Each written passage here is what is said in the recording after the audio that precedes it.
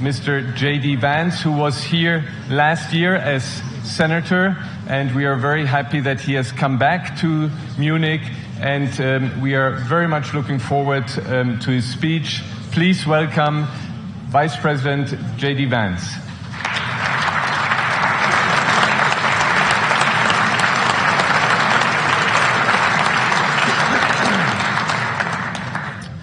Well, thank you, and thanks to all the gathered delegates and luminaries and media professionals, and thanks especially to the host of the Munich Security Conference for being able to put on such an incredible event. We're, of course, thrilled to be here.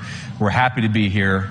And, you know, one of the things that I wanted to talk about today is, of course, our shared values. And, you know, it's great to be back in Germany. As you heard earlier, I was here last year as United States Senator.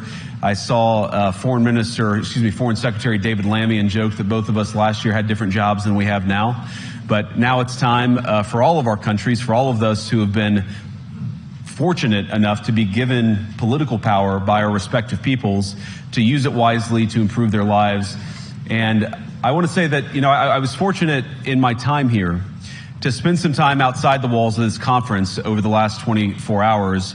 And I've been so impressed by the hospitality of the people, even as, of course, as they're reeling from yesterday's horrendous attack. And the first time I was ever in Munich was with my wife, actually, who's here with me today, on a personal trip. And I've always loved the city of Munich, and I've always loved its people. And I just want to say that we're very moved, and our thoughts and prayers are with Munich and everybody affected by the evil inflicted on this beautiful community. We're thinking about you, we're praying for you, and we will certainly be rooting for you in the days and weeks to come. Now,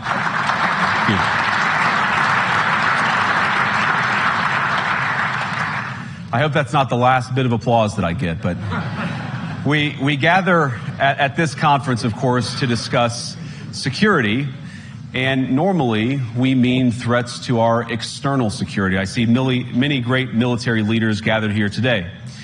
But while the Trump administration is very concerned with European security and believes that we can come to a reasonable settlement between Russia and Ukraine, and we also believe that it's important in the coming years for Europe to step up in a big way to provide for its own defense, the threat that I worry the most about vis-a-vis Europe is not Russia, it's not China, it's not any other external actor. And what I worry about is the threat from within, the retreat of Europe from some of its most fundamental values, values shared with the United States of America. Now, I was struck that a former European commissioner went on television recently and sounded delighted that the Romanian government had just annulled an entire election. He warned that if things don't go to plan, the very same thing could happen in Germany too. Now, these cavalier statements are shocking to American ears. For years, we've been told that everything we fund and support is in the name of our shared democratic values. Everything from our Ukraine policy to digital censorship is billed as a defense of democracy. But when we see European courts canceling elections and senior officials threatening to cancel others, we ought to ask whether we're holding ourselves to an appropriately high standard. And I say ourselves because I fundamentally believe that we are on the same team. We must do more than talk about democratic values, we must live them. Now, within living memory of many of you in this room, the Cold War positioned defenders of democracy against much more tyrannical forces on this continent. And consider the side in that fight that censored dissidents, that closed churches, that canceled elections. Were they the good guys? Certainly not. And thank God they lost the Cold War. They lost because they neither valued nor respected all of the extraordinary blessings of liberty. The freedom to surprise, to make mistakes, to invent, to build.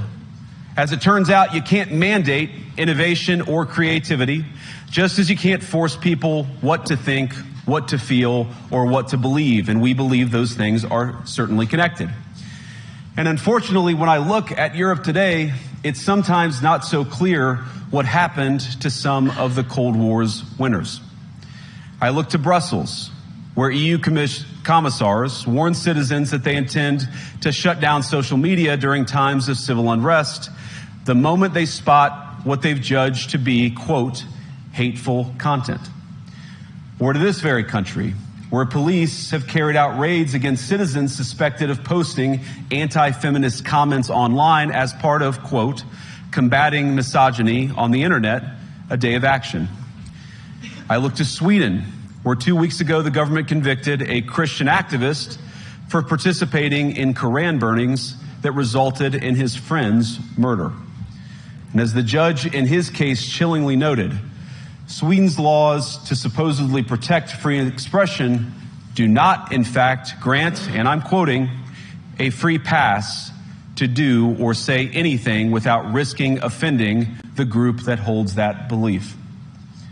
And perhaps most concerningly, I look to our very dear friends, the United Kingdom, where the backslide away from conscience rights has placed the basic liberties of religious Britons in particular in the crosshairs. A little over 2 years ago, the British government charged Adam Smith Connor, a 51-year-old physiotherapist and an Army veteran, with the heinous crime of standing 50 meters from an abortion clinic and silently praying for 3 minutes. Not obstructing anyone, not interacting with anyone, just silently praying on his own. And after British law enforcement spotted him and demanded to know what he was praying for, Adam replied simply, it was on behalf of the unborn son he and his former girlfriend had aborted years before. Now, the officers were not moved. Adam was found guilty of breaking the government's new buffer zones law, which criminalizes silent prayer and other actions that could influence a person's decision within 200 meters of an abortion facility. He was sentenced to pay thousands of pounds in legal costs to the prosecution. Now, I wish I could say that this was a fluke, a one-off crazy example of a badly written law being enacted against a single person. But no, this last October, just a few months ago, the Scottish government began distributing letters to citizens whose houses lay within so-called safe access zones, warning them that even private prayer within their own homes may amount to breaking the law. Naturally, the government urged readers to report any fellow citizen suspected guilty of thought crime. In Britain and across Europe, free speech, I fear, is in retreat. And in the interest of comedy, my friends, but also in the interest of truth, I will admit that sometimes the loudest voices for censorship have come not from within Europe, but from within my own country, where the prior administration threatened and bullied social media companies to censor so-called misinformation.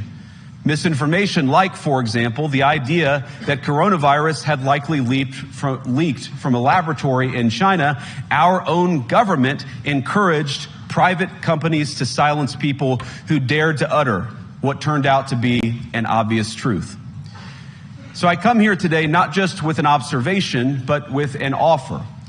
And just as the Biden administration seemed desperate to silence people for speaking their minds, so the Trump administration will do precisely the opposite, and I hope that we can work together on that. In Washington, there is a new sheriff in town, and under Donald Trump's leadership, we may disagree with your views, but we will fight to defend your right to offer it in the public square, agree or disagree.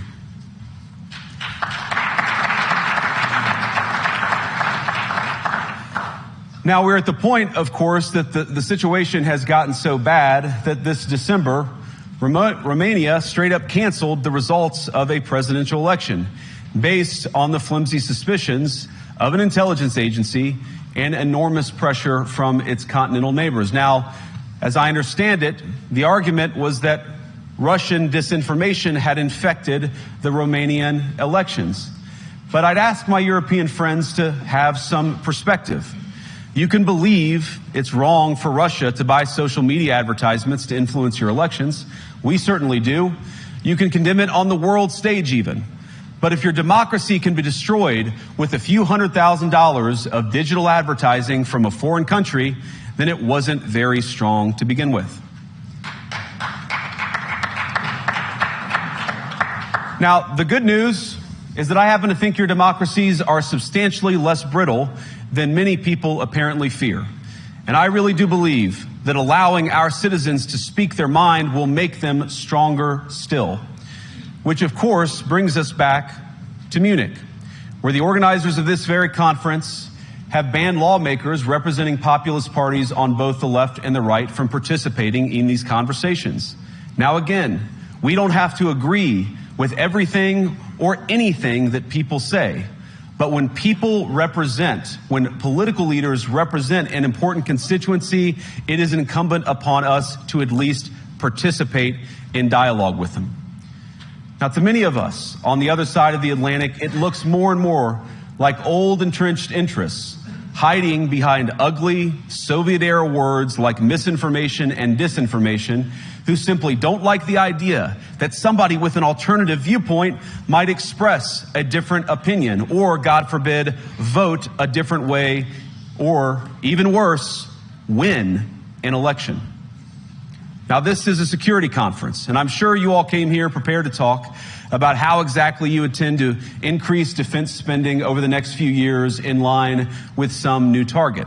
And that's great, because as President Trump has made abundantly clear, he believes that our European friends must play a bigger role in the future of this continent. We don't think, you hear this term, burden sharing, but we think it's an important part of being in a shared alliance together that the Europeans step up while America focuses on areas of the world that are in great danger. But let me also ask you, how will you even begin to think through the kinds of budgeting questions if we don't know what it is that we are defending in the first place? I've heard a lot already in my conversations, and I've had many, many great conversations with many people gathered here in this room. I've heard a lot about what you need to defend yourselves from, and of course that's important. But what has seemed a little bit less clear to me, and certainly I think to many of the citizens of Europe, is what exactly it is that you're defending yourselves for. What is the positive vision that animates this shared security compact that we all believe is so important? And I believe deeply that there is no security if you are afraid of the voices, the opinions, and the conscience that guide your very own people. Europe faces many challenges, but the crisis this continent faces right now, the crisis I believe we all face together, is one of our own making. If you're running in fear of your own voters, there is nothing America can do for you. Nor, for that matter, is there anything that you can do for the American people who elected me and elected President Trump. You need democratic mandates to accomplish anything of value in the coming years. Have we learned nothing that thin mandates produce unstable results? But there is so much of value that can be accomplished with the kind of democratic mandate that I think will come from being more responsive to the voices of your citizens.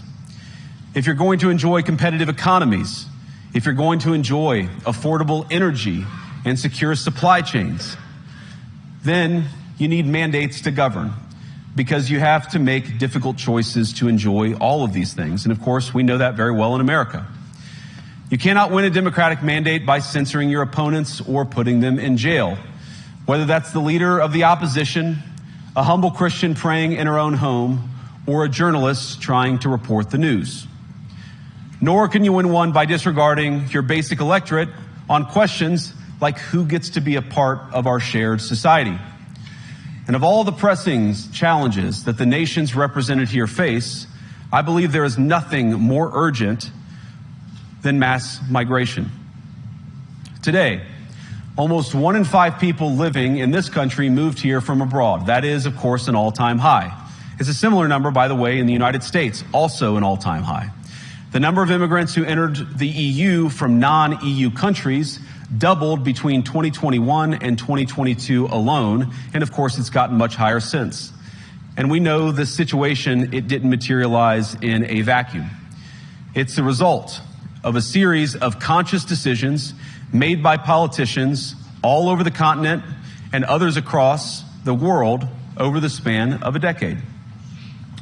We saw the horrors wrought by these decisions yesterday in this very city.